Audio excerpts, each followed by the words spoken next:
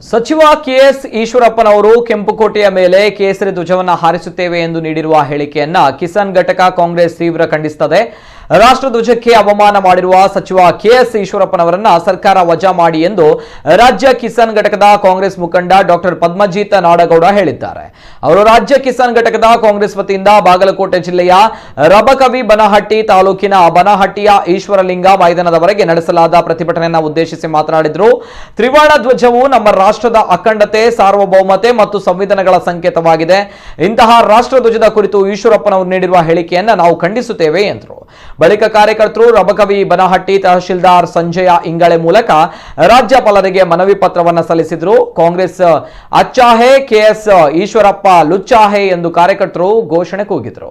ಸಚಿವ ಈಶ್ವರಪ್ಪನವರ ವಿರುದ್ಧ ಧಿಕ್ಕಾರ ಕೂಗಿ ತಮ್ಮ ಆಕ್ರೋಶವನ್ನು ಹೊರಹಾಕಿದರು.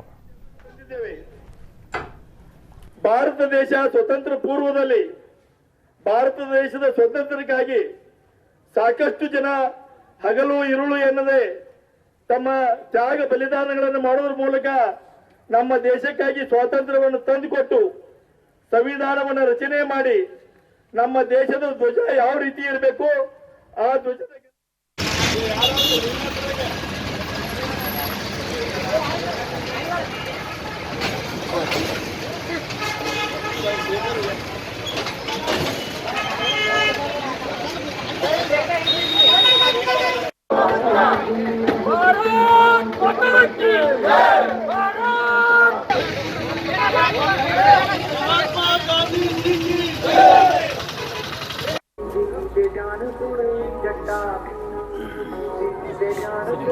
ಮೊದಲನೇದಾಗಿ ಈ ರ್ಯಾಲಿಯಲ್ಲಿ ಭಾಗವಹಿಸಿದಂತ